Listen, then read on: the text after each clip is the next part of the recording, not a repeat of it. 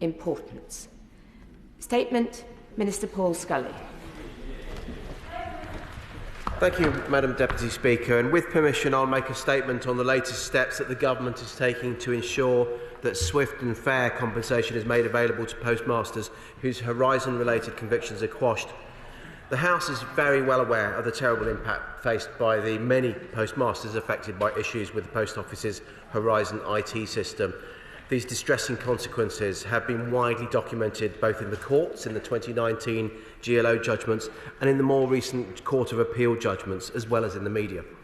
I met with postmasters personally to hear how their lives and the lives of their families have been affected by these events, and no one who's heard these stories could be failed to be moved by the impact that these events have had on individual postmasters' lives and their fight for justice over a number of years. I also pay tribute to colleagues on both sides of the House who have supported postmasters in their efforts to expose the truth and see justice done. And I'd today like to take the opportunity to update the House on the latest steps government is taking to ensure fair compensation is paid to postmasters with convictions that have been quashed due to Horizon evidence being essential to their prosecution. In the first instance, we worked with Post Office to deliver interim payments of up to £100,000 for each eligible postmaster. I informed the House of Commons of the Government's decision to provide funding for these interim payments last July. Government funding was necessary because Post Office doesn't have the necessary funds to deliver the appropriate compensation, and that's why it turned to Bayes as its 100% shareholder for funding of these interim payments. Now, I'm pleased to report to the House that the interim payments are progressing well. The Post Office has received 66 applications for interim payments. Of these, 62 offers have been made, and of those, 50 have been accepted and payments made. Payments made to date have all been for the maximum interim amount of £100,000. I'm pleased that these interim payments have helped to deliver an early down payment on the compensation due to affected postmasters in advance of full and final compensation packages being agreed, but that is only the first step. It's right that the focus now shifts to the agreement of full and final settlements, and that's why the Government has been working with Post Office to agree funding to facilitate Post Office making final compensation payments to postmasters. So, as I announced in a written ministerial statement to the House yesterday, Government has now agreed to provide funding for that purpose. We're working with Post Office to enable the final settlement negotiations to begin as soon as possible. To be clear, Post Office isn't proposing a new compensation scheme to deliver full and final settlements. Post Office are instead proposing to follow a process of alternative dispute resolution in which Post Office will aim to agree an appropriate level of compensation with each postmaster, recognising the individual circumstances of each case. The Government supports Post Office in the aim of reaching fair settlements with postmasters via alternative dispute resolution, as we believe this will lead to speedier delivery of compensation for postmasters. Now, I'm not in a position to give significant detail today about the process, as the final detailed approach to these negotiations will need to be discussed and agreed between Post Office Limited and individual postmasters and their representatives. I'm sure that colleagues will agree with me that it's important that Post Office listens to postmasters' views and that these are taken into account in how these negotiations proceed. And whilst it will be for Post Office to negotiate settlements directly with claimants and their representatives, the Government will work closely with Post Office to ensure that fair compensation is delivered. Madam Deputy Speaker, given the impact on so many individual lives, it's right that the Government stands behind Post Office and provides this funding to ensure that fair compensation can be made to individuals who are wrongly prosecuted and convicted on the basis of unreliable Horizon evidence. Whilst compensation can't change what is past, it can provide a degree of recompense for past wrongs. And in addition to providing compensation, it's important that we learn lessons so that something similar could never happen again. And that's why the Government has set up the Post Office Horizon IT inquiry and put it on a statutory footing to ensure that it has all the powers it needs to investigate what happened, establish the facts and make recommendations for the future. The inquiry has recently set out the full list of issues that it's investigating and core participants have started to share key documents with the Chair, Sir Wyn Williams, and his team. We will cooperate fully with the inquiry to ensure that the facts of what happened are established and lessons learned. I commend the statement to the House. Shadow Secretary of State Jonathan Reynolds. Thank you, Madam Deputy Speaker, and can I thank the Minister for his statement today and providing advance sight of it before he came to the Chamber. Madam Deputy Speaker, I believe we are in unanimous agreement across the House that the Horizon scandal has been a shocking injustice. In fact, I believe it's no exaggeration to say it is one of the greatest scandals of modern times. It's a scandal that has blighted the lives of hundreds of sub-postmasters, but also their families and those who have worked with them. I'd like to join the Minister in paying tribute to those postmasters who have been relentless in their quest for justice, as well as all those in this House, including my honourable friend, the member for Newcastle-upon-Tyne Central, and in the other place, Lord Arbuthnot, for their work in this area. Given the forensic accountants first went in to discover the truth in 2010, the Minister will appreciate how frustrating it has been for many people to see how protracted this fight for justice has been. Innocent, hard-working people wrongly spending time behind bars is simply unconscionable. But to add insult to injustice, that the Post Office then attempted to cover up their mistakes, to shred documents and then attempt to bury those seeking justice in endless legal battles, there is, frankly, no condemnation strong enough of behaviour like that. So the Government are right to make this announcement. But I think we must be clear, Minister, that the Government are not paying this compensation out of the goodness of their heart, but quite simply because there is no other choice to take, given the unambiguous position and finding in the Court of Appeal. And whilst we welcome this announcement, I would just like to press the Government on some key matters that I think need resolving to ensure all those affected receive the compensation they deserve and that nothing like this can ever happen again. So firstly, can I ask the Minister to confirm that compensation is for everyone, including those who had civil as opposed to criminal processes against them? Surely the Government accept that justice must be available to all those affected and not just those who face criminal prosecution. And I wonder if the Minister could go on further to say how many settlements he envisages being made in totality. Secondly, can the Minister also state that this compensation will not affect the core funding for the Post Office in order for it to perform its vital role in all of our communities, or to affect its day-to-day operations or viability in any way? Thirdly, the Government must also acknowledge that all those involved in the initial mistakes and subsequent failures must also bear some responsibility. And can he confirm that all of those involved have not been rewarded with top senior jobs elsewhere? Fourthly, the Minister referenced the Post Office Horizon IT inquiry. What information can he give the House on the likely timescales we can expect for further information as to their findings and report? Finally, Madam Deputy Speaker, the shattering reality of this scandal will be felt in families and communities for years to come.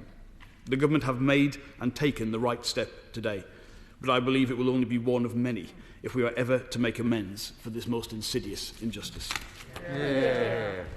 Minister. Thank you, Madam Deputy Speaker. And can I welcome the honourable gentleman to his place? He's right, we're not making these the funding available for the goodness of our heart. We're making it because it's the right thing to do. I don't think anybody can be found.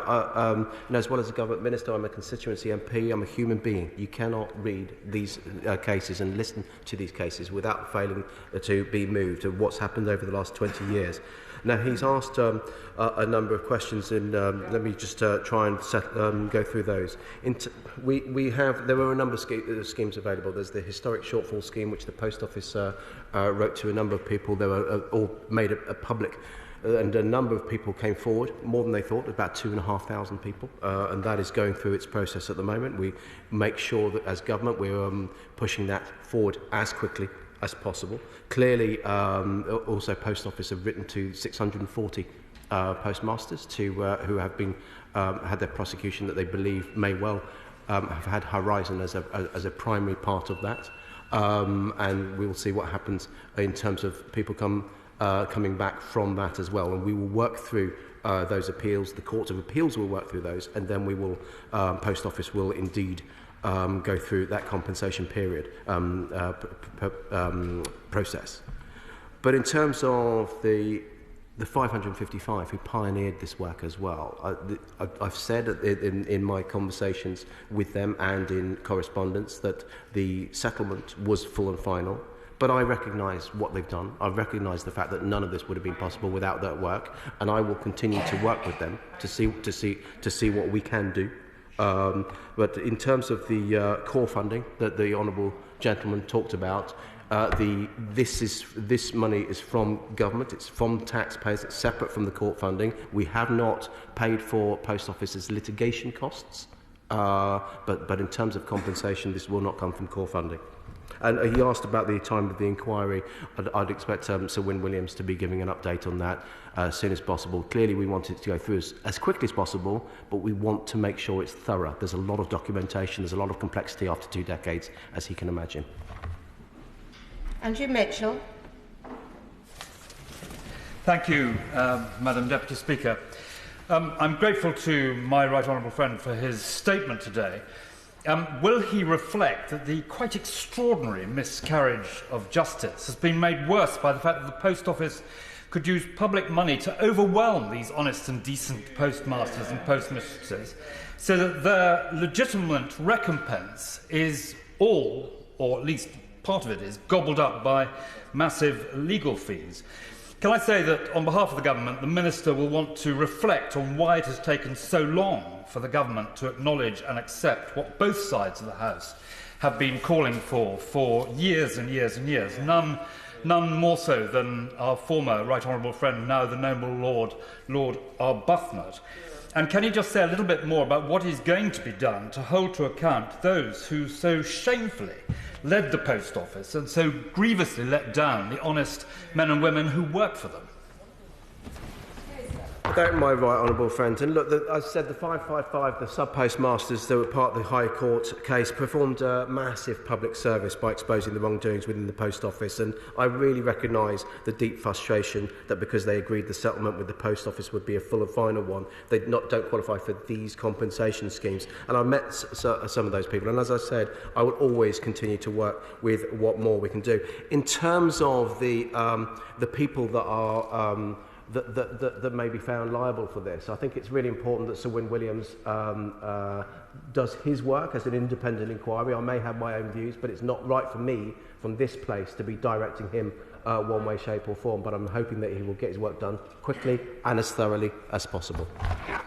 SNP spokesperson Anne Kayser. Thank you, Madam Deputy Speaker, and I thank the Minister for advance sight of his statement. I begin by paying tribute to all those hard-working people who have been fighting for justice. I welcome the announcement from the Minister, but we must be clear that the Department must ensure that losses made by the Post Office from the class action case by former postmasters over the Horizon accounting software must not affect decisions on postmaster pay, and I welcome his comments on this. The Horizon case, Madam Deputy Speaker, has spanned decades under consecutive Labour, Liberal and Tory ministers and is a stain on the Post Office. Given the issue of postmaster remunerations, with postmasters on less than minimum wage at times, repayments to postmasters after benefiting its shareholders must not hurt the postmasters themselves. We in the SNP were at the forefront of calls for a statutory judge-led inquiry, and the Scots postmasters have also subsequently called for an inquiry.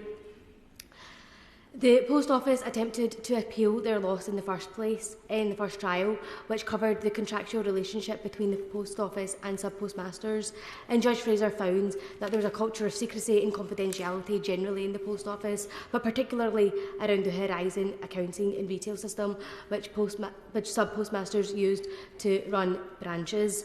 And Madam Deputy Speaker, this has been a scandal widely reported for over a decade. It's hard to understand how this was allowed to continue for so long, how the Post Office justified refusing to give information on those they were prosecuting in disclosure for fear that it would help the defence in a company entirely held by the Bay's Secretary. So I ask, what steps have ministers from this administration or previous administration taken to question the continuing of these prosecutions? And what support will be given to those who continue this campaign? And Madam Deputy Speaker, literally hundreds of postmasters running their local community businesses have been affected by this scandal. Many have lost their businesses.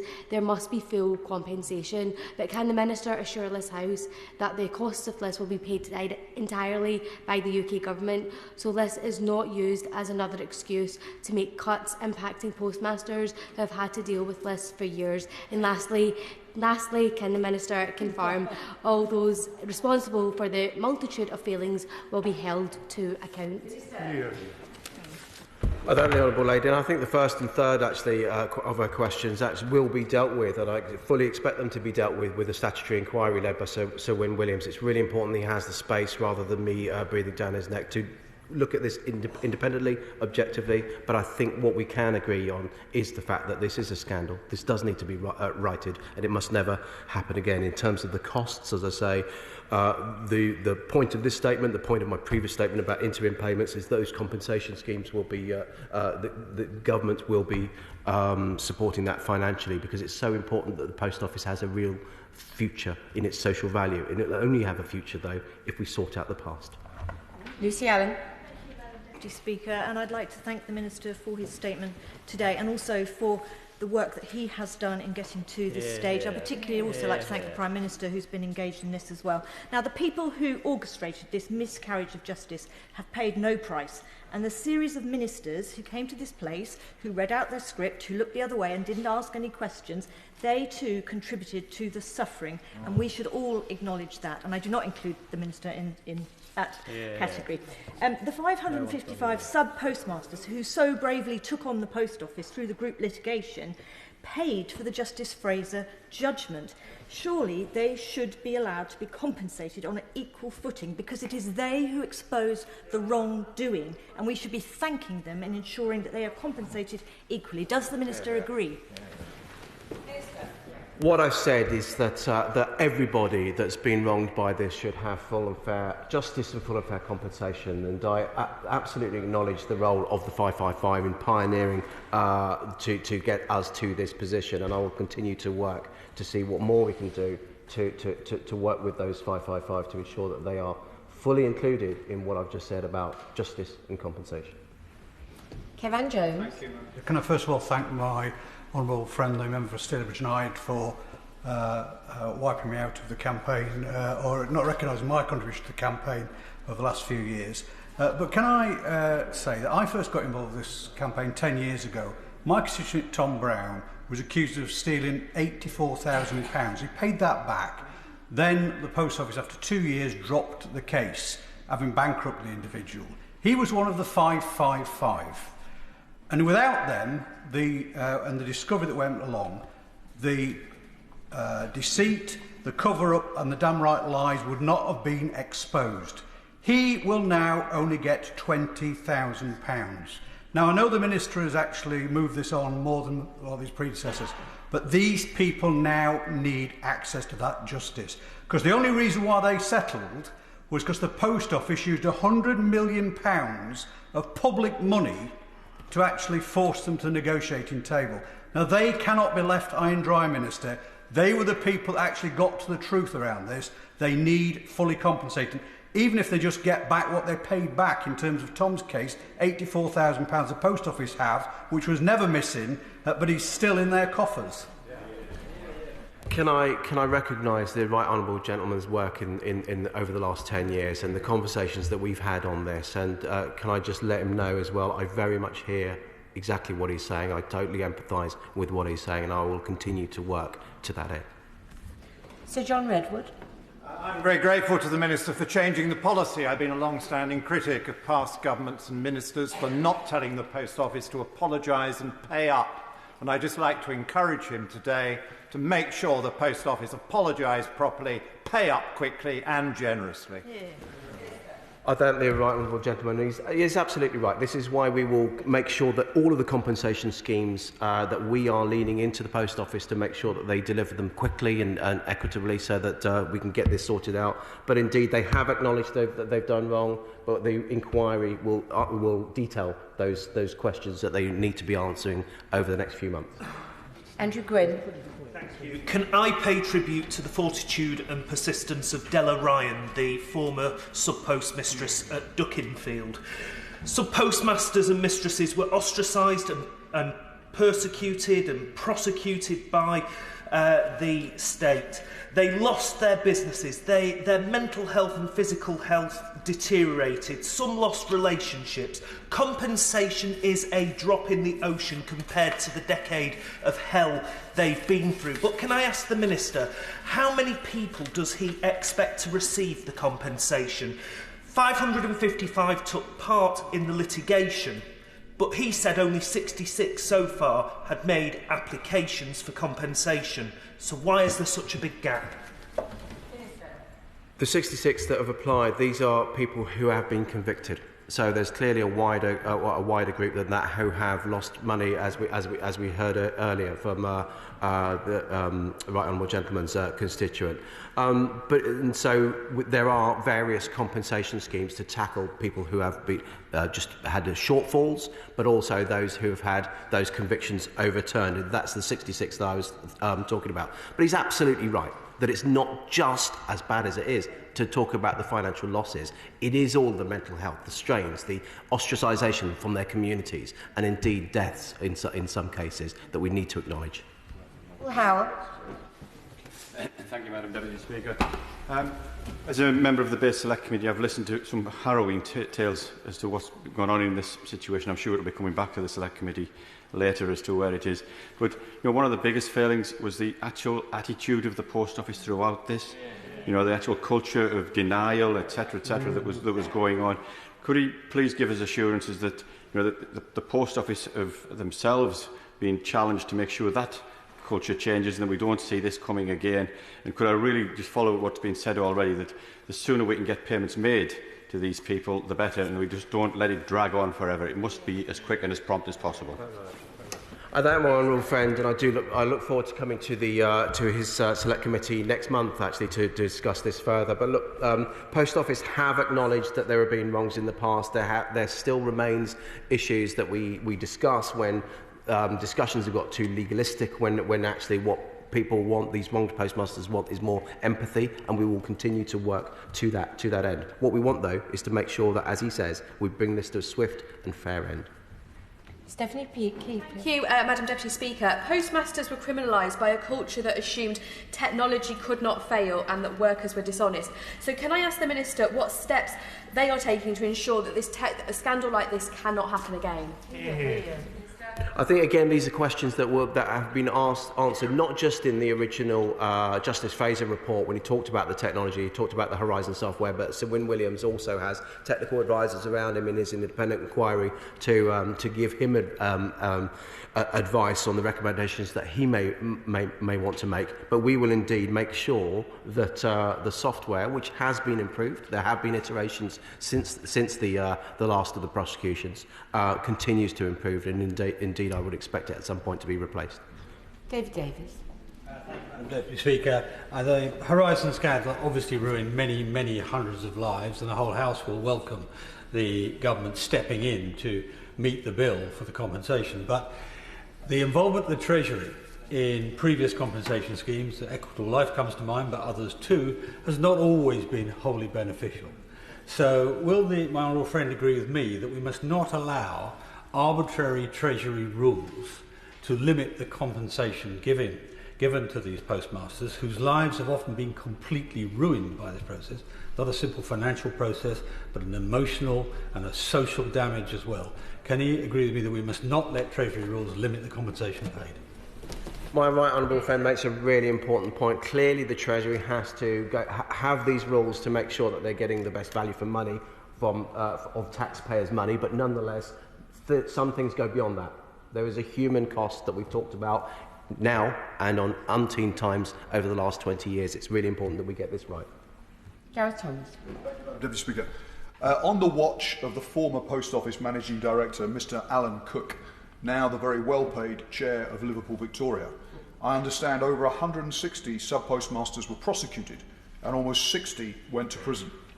I hope the Minister will be able to say how many of those sub-postmasters will be compensated, and if Mr Cook has been invited to give evidence to Sir Wyn Williams' inquiry. Specifically, does the Minister share my view that for this record, as well as his ill-judged effort to demutualise LV, there are questions as to whether Mr Cook is any longer a fit and proper person to run a major business. I'm not going to make any comment if he doesn't mind about Alan Cook, but I do recognise his comments and this statement and others about Liverpool Victoria, and indeed those kind of issues will be a matter for Sir Wynn's inquiries. But in terms of the convictions, the Post Office have received 66 claims for interim payments, made 62 offers and 50 have been accepted.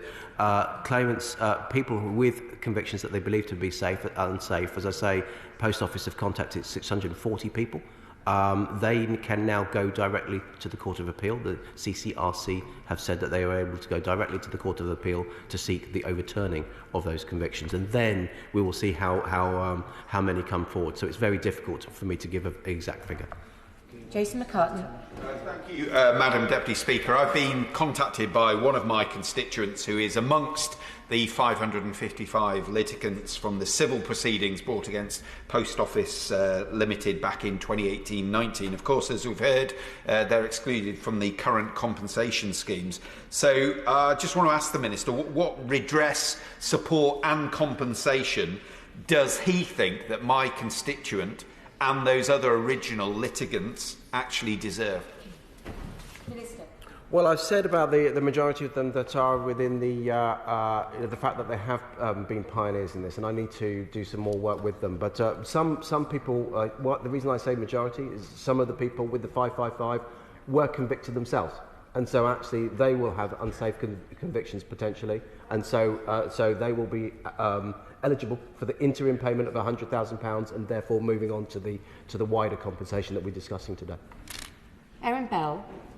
Madam Deputy Speaker, the Horizon scandal is one of the worst scandals we've seen, and particularly the lessons that we need to learn about treating IT evidence as evidence, ones for government widely, more than just the Post Office. So I welcome the statement, the approval of funds he's put in place today. Does he agree the Post Office must now bring about significant cultural and organisational changes within their organisation to repair the relationship with postmasters and make sure this sort of situation can never be repeated? Yes, and I appreciate his words, and yes, absolutely, they must, they are. To be frank, Nick Reed, the Chief Executive, has come a long way to give, as I say, the Post Office that future by resetting the relationship with postmasters, sub-postmasters. There's clearly more to do, but we will best suit give that future to sub-postmasters, the confidence and trust that they need by righting the wrongs of the past. Madam Deputy Speaker, in the 2019 Select Committee evidence session, we heard from postmasters affected by the Horizon debacle and heard harrowing accounts of small family enterprises, often husband and wife, working through the night, going through the books to find losses that didn't exist because the computer system didn't work. So I welcome the compensation interim payments that the Minister has announced today. But could I ask him a bit more about the government role? Because in their response to the committee report, the government acknowledged the government's own responsibility, and I quote, to have visibility of and challenge Post Office Limited's major operational and strategic decisions to ensure the sustainability of the network is maintained and that good corporate governance and financial stewardship practices are upheld. On that basis, does he believe that government really should have got a grasp of this perhaps earlier, acted more decisively, and what improvements are taking place to make certain that postmasters are never placed in this position again? Well, I would say that, first of all, I believe that we do now have a robust monitoring, not just of the compensation schemes, but of the future of the relationship with the Post Office and postmasters. But look, that's exactly what Sir Wyn Williams' inquiry is there to find out, not just about Post Office, but about the government's role in this. If we have been short of expectations, then I will certainly expect to put my hands up and say, we got it wrong. Last question, Duncan Baker. Madam Deputy Speaker, as a former postmaster, and I think probably the only one that's in this House, I really welcome this statement, and I think it ought to be placed on the record that the Minister has done more than anyone else in his place to doggedly pursue this, and many, many people out there affected will be very grateful for this news. Can I just touch on two aspects? Firstly, referring to the £100,000 which will be paid, or has been paid, to those who had their convictions quashed, will there be a cap on the amount that will be paid out as compensation? And can he give any other further reassurance on just when the full and final settlements will be made in due course? In terms, I appreciate his words, his kind words, and in terms of the £100,000 has gone out as interim. In terms of the full and final compensation, no, they won't be capped, but they will be worked on an individual basis, and that because everybody is an individual. We've heard so many different examples of that, but. In terms of the people within the different types of compensation schemes, we want to get this done as quickly as possible. The historical shortfall scheme, I would hope and expect to be done by the end of next year. But can I just say that I will continue to work with everybody on this because it's so important that we do. I know everybody wants this sorted out tomorrow. There are complications, but nonetheless, people are continue to suffer. And